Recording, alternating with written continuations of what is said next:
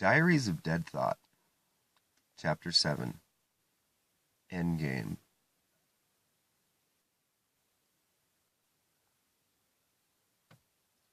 In our last chapter,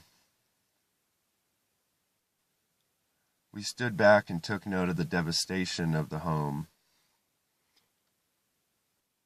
where all the pieces lie now,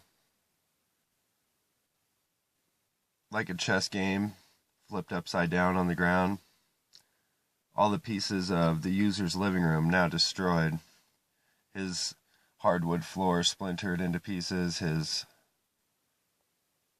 finely finished drywall, oak cabinetry all splintered and torn, holes, bullet casings litter the ground now.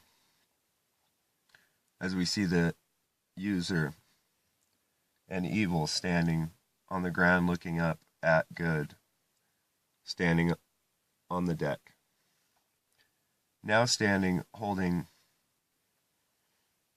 herself on one foot, balanced, elegantly holding her one foot up, as if to show that it doesn't matter, holding it back behind her, as if readying herself without it. We look to the user, also leaning on one foot. He pulls the steak knife out of his thigh, smashing it down on the kitchen counter next to his stool. He pushes a button on the underside of the counter, revealing a secret cabinet opening, now to a first aid kit. Something very odd for a man in his position being immortal, but again, him being a germaphobe, I think he was ready for all occasions, now ripping his pant leg open and dressing the wound very quickly, disinfecting and wrapping the wound. The user now, taking the steak knife, limping, taking a few steps back to the center of the room, now rejoining evil. He throws the steak knife, quite clumsily, at Good. Good quite elegantly catching it. She turns to her foot, her leg that had just been recently cut off by the user. Turning and quite disgustingly grabbing the knife, she shoves it into the wound.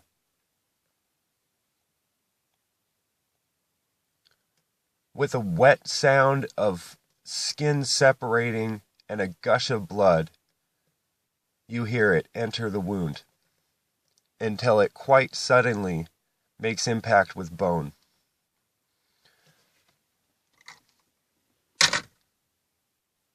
As they fuse together, becoming one, she gives the knife a turn, now seeing that it has quite become infused to her leg. Turning back now to the user, with a grin, she says, "Nice, ginseng. These are good knives."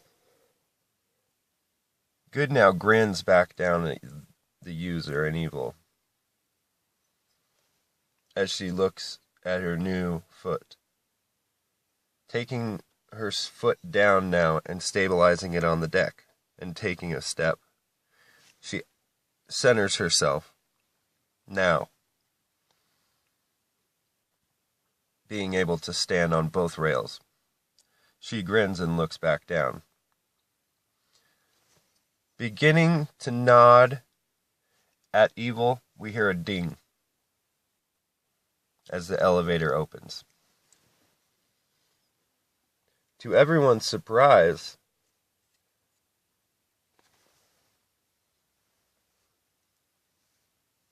the brunette steps forth from the elevator, holding in her hand the case, the chain, the old man panic button,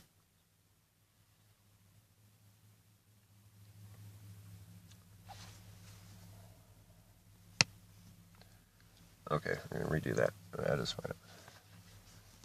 No, just only a minute long.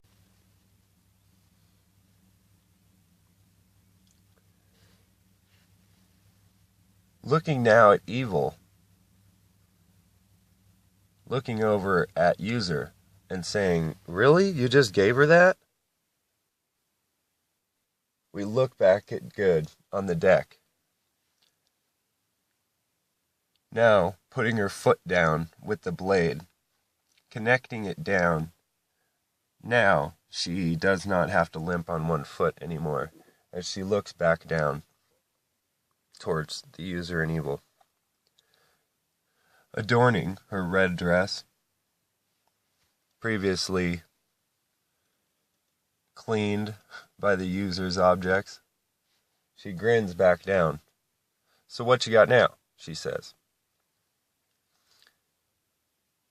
And with a ding, and to everyone's surprise, the elevator opens.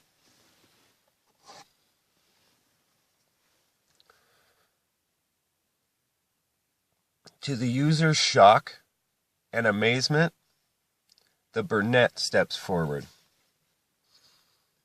holding a small gun in her hand. The gun that Good had earlier. She looks up at Good and says, everything was right where you said it was going to be. You've been right the whole time. Now standing 5 or 10 feet from the user, she points the gun straight up in the air and fires.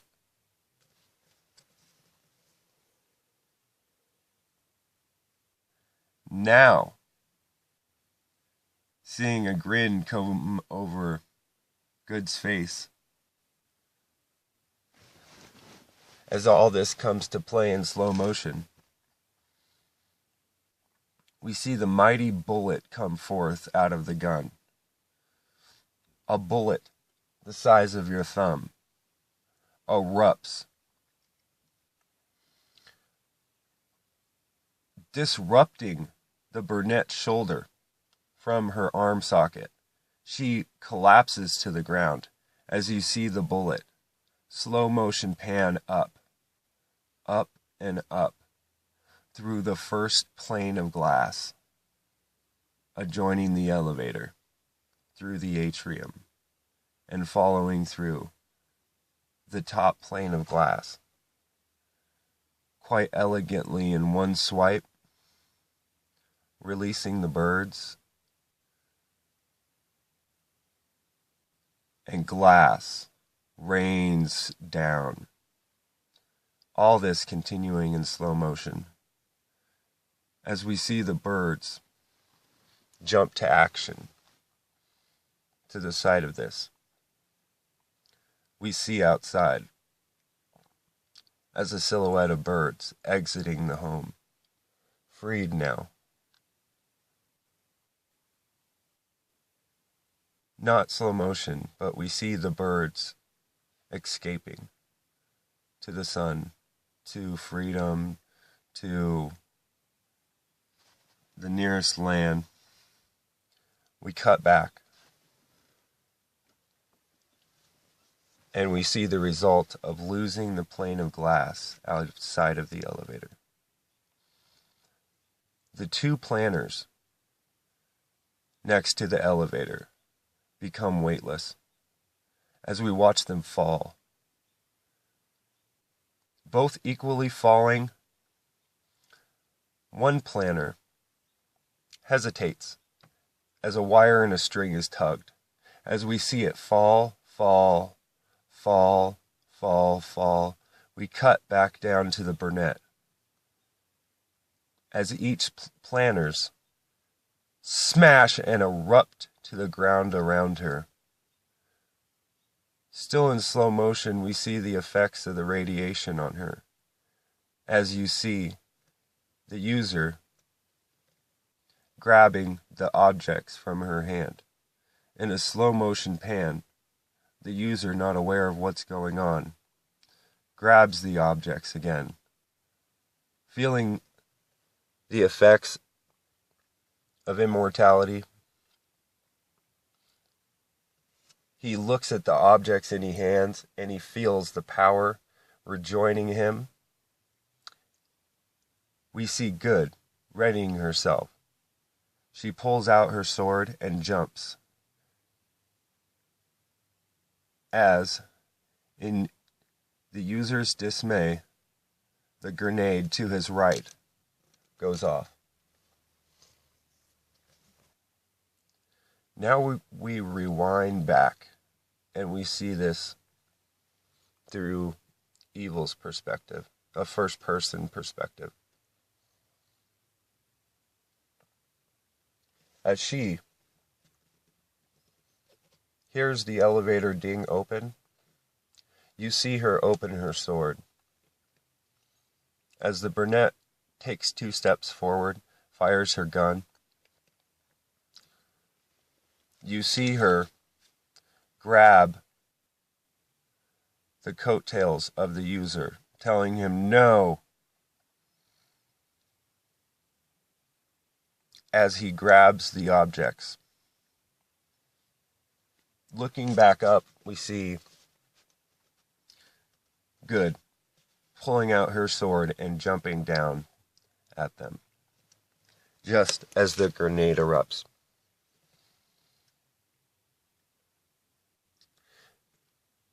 Now with a smash and a blur of smoke and dirt,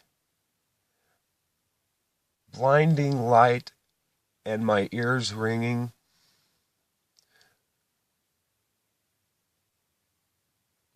we see now Evil watching the user grabbing the objects and becoming immortal again, being just so quickly separated by all of them as the grenade erupts next to him,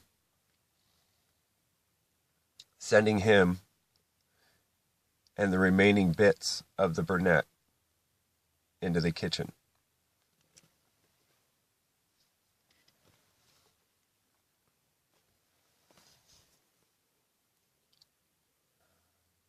As the dust clears and my ears begin to stop ringing, I see Good and Evil still standing their ground, while we see the user picking himself up, or should I say the bits and pieces of him, luckily being able to pick himself up out of the kitchen. As the last of the dust clears, we see the last birds flying out of the sanctuary above, and the true devastation of the home is beginning to be felt now, as dirt clods begin to fall all over the house, as they, all evenly timed, land everywhere, every bit of window, everywhere. As the user stands up, catching his breath, feeling clean again. Oh, he rubs his hair and his hands and breathes. He looks around to his devastated home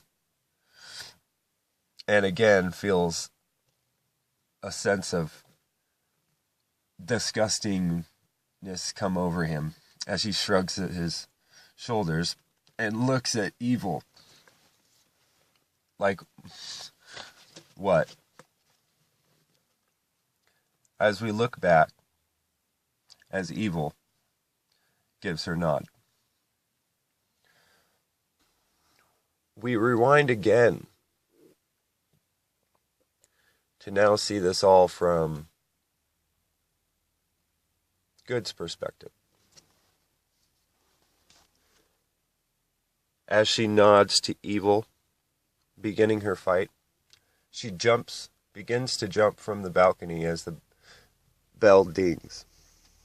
The blonde brunette exiting the elevator and causing the eruption, as she begins her battle with Evil. As the explosion takes place, and all this goes on around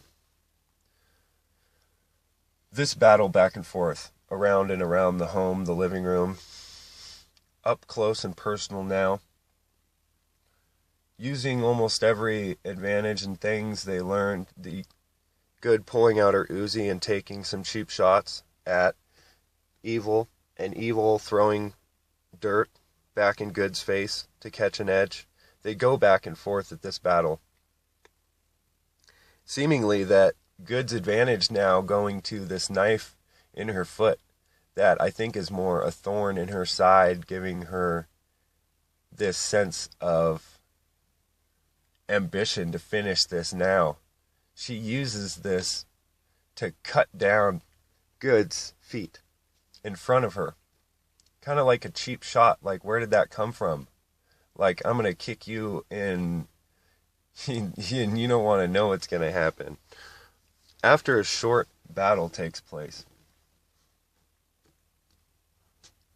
we see that Evil has been displaced into too many pieces to pick up very fast on the other end of the living room.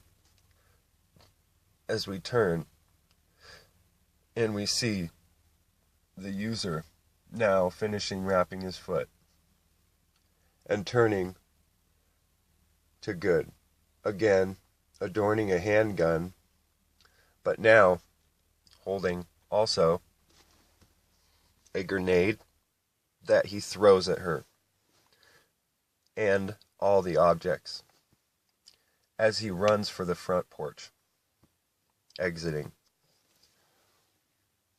for the front window. With an explosion around Good, she jumps to avoid this, if only further displacing the pieces of Evil, so not really helping his case. He jumps up to the top of the balcony, overlooking the ocean. Now taking the ring and swallowing it and saying, "There's no way you're ever going to get this from me." Standing on the deck, we look back. Now with some type of furied frenzy, Evil actually managing to put herself back together. They turn back to each other.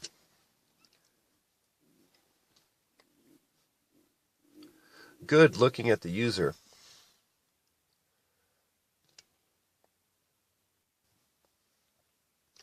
The user now standing on the deck. Evil readying herself again. And Good looking like what now? She scratches her head and looks to the user and asks him, "So, if that was the last guest, and this was your little end game, then what happened?" Turning to the user now, he says, "What end game? Didn't you see the monkeys?" Turning back to Good, she scratches her head. What is that supposed to mean? The user now pulling out his PDA, his tablet, ushering in the next ferry of guests. He looks at Evil and asks her, "Do you think we'll actually be able to clean this up for the next row of guests?"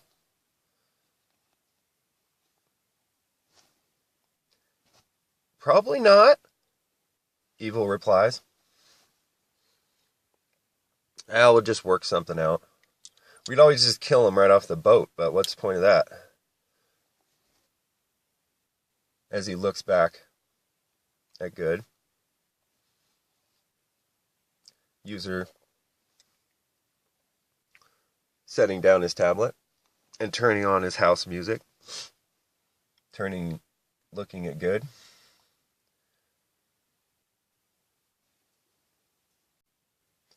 We flash over now to where we had last left the guests, all crowding into the door to see what band is about to go play. As we see now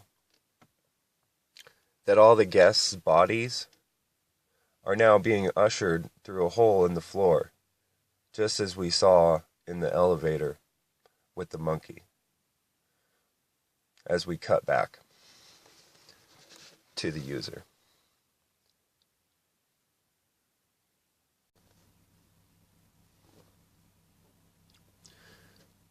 We turn now again to the user, standing on top of the deck. In one hand, he holds his old man panic button, and in the other button,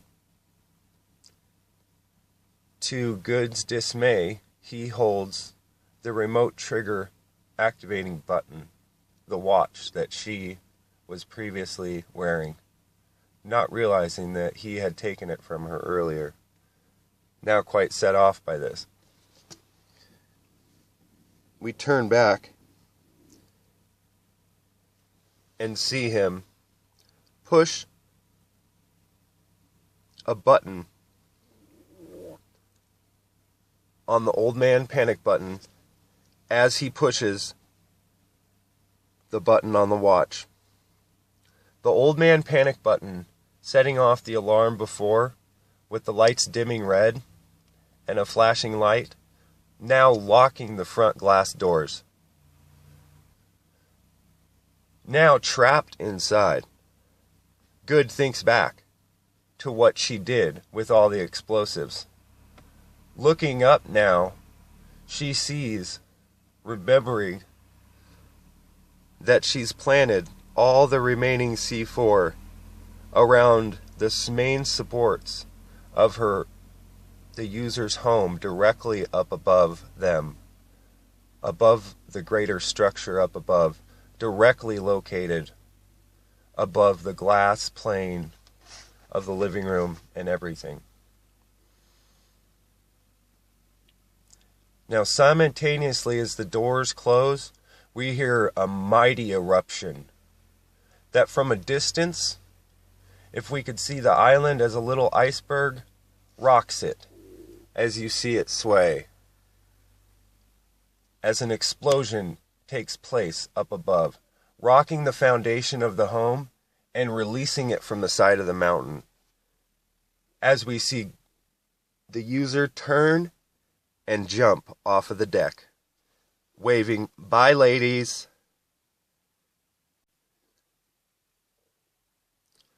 Rewinding back now again, we look back at Good and Evil, standing side by side outside of the elevator.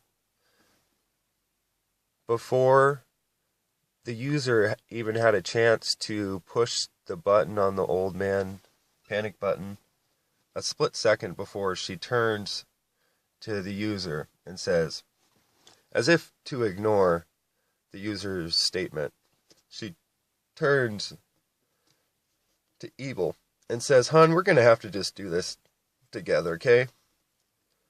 I'll cut him down, I'll take the other objects, and you get the ring. Okay? How's that sound?" She nods at Evil, which is quickly returned from Evil.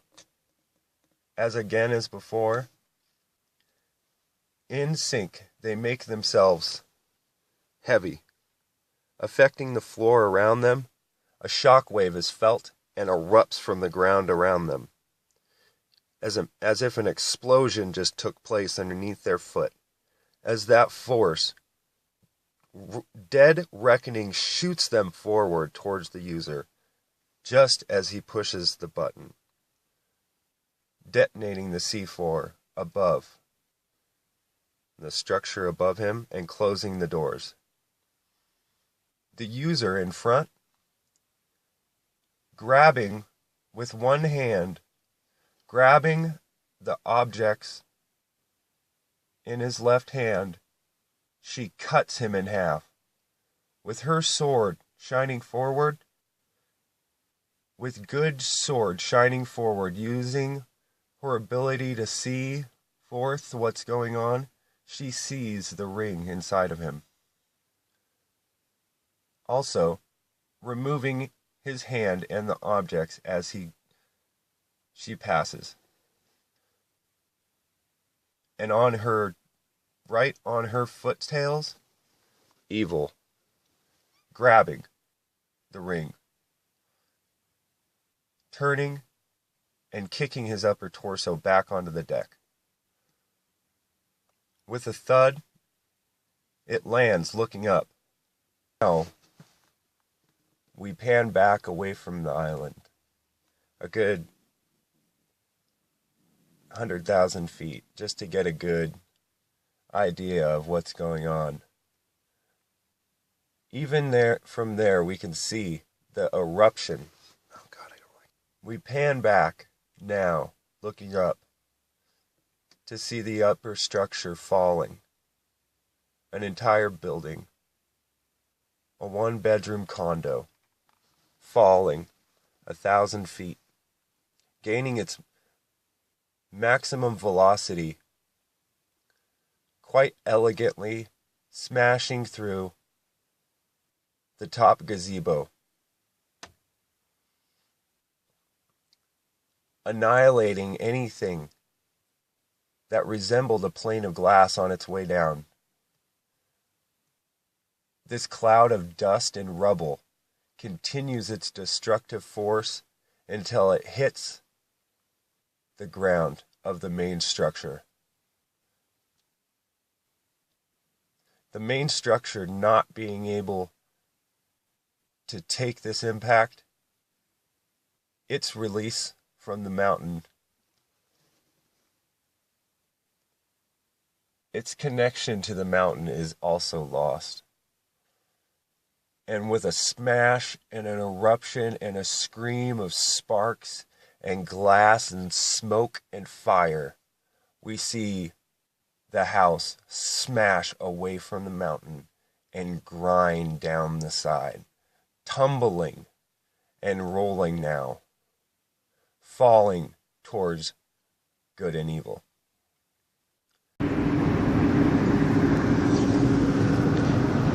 After seeing good make her pass on the user, we see that he does not carry any of the objects anymore.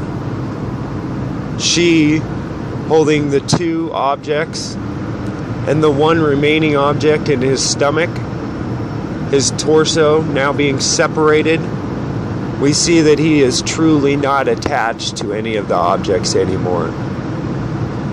As evil swoops in behind her, grabbing the ring and finalizing it with a kick on the back of the head of the user, landing his torso upright on the deck so he can witness the destruction of his fortress down on top of him. Rewinding again now, we rejoin good and evil jumping off of the deck through the perspective of evil.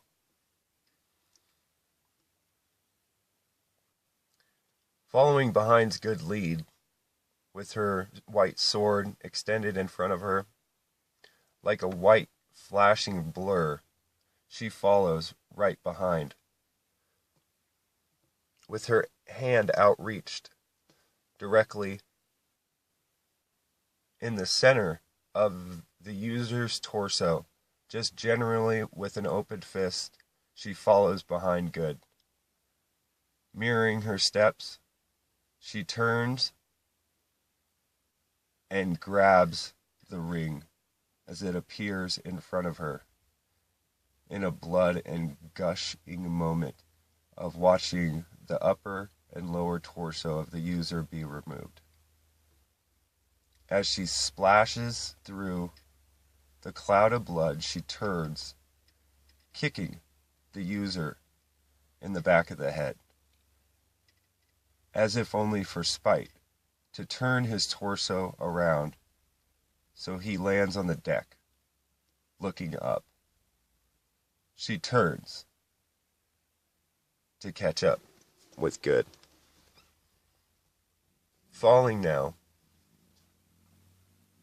This descent taking a good 4 to 5 seconds, they turn, still in human form, looking back up at the devastation as the upper portion of the home smashes into the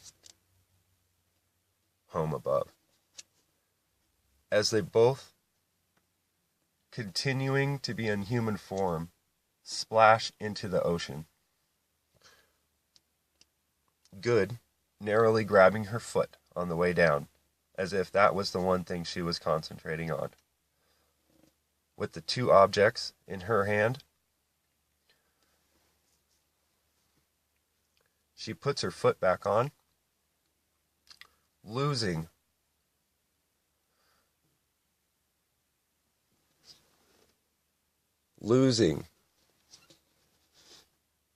the coin in the water. She turns around to find Evil right behind her, holding now the ring and the coin. They look at each other, splashing out of the water. They give each other a quick high five, as if to say, yeah!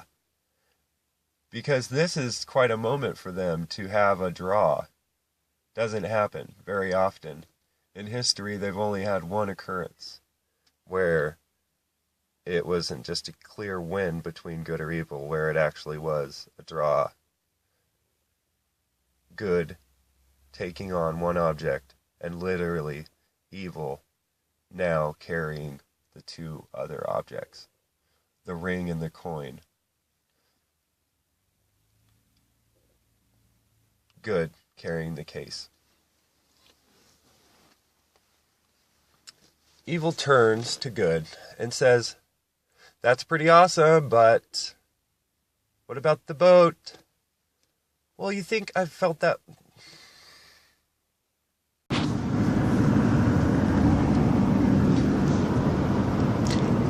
As we pan down, we follow Good and Evil down, down, and down. As the devastation is the house, the three structures above fall like dominoes down the side of the face of the mountain. As we turn to Good and Evil, Good now focusing all of her attention on her pink foot bobbing in the ocean down below, and Evil, holding on now to the two objects, pulls out her sword, thrusting it forward, hitting the ocean. With a deep diving motion, she dives and thrusts down, down, down, 50 feet underwater, to where the island continues down like an iceberg. She pierces the island, rupturing the ballast as she comes back to the surface. Bobbing in the water now, we see Good and Evil, all put back together and ready to leave.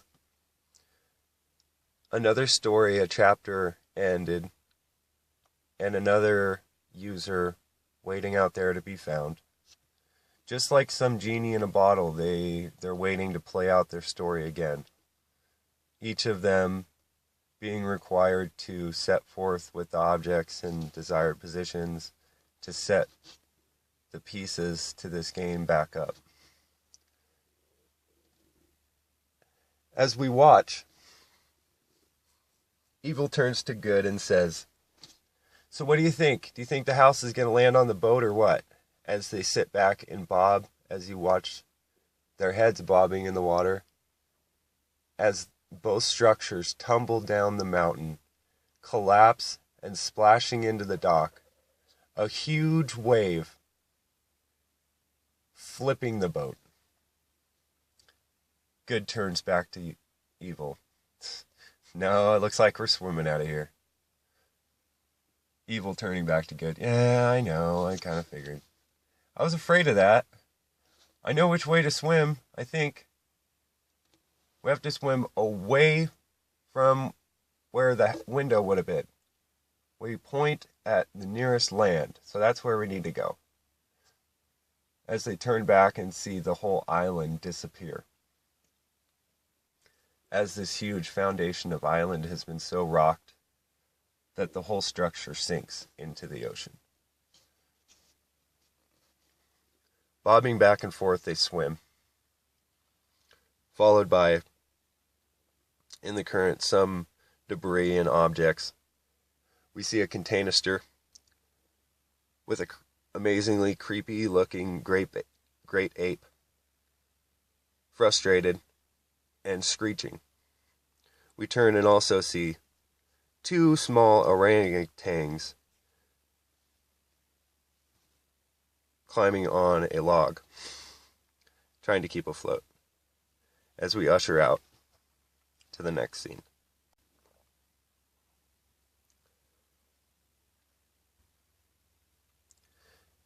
And now, with a hum of lights, like an electric generator being turned on, I feel a warm glow around me.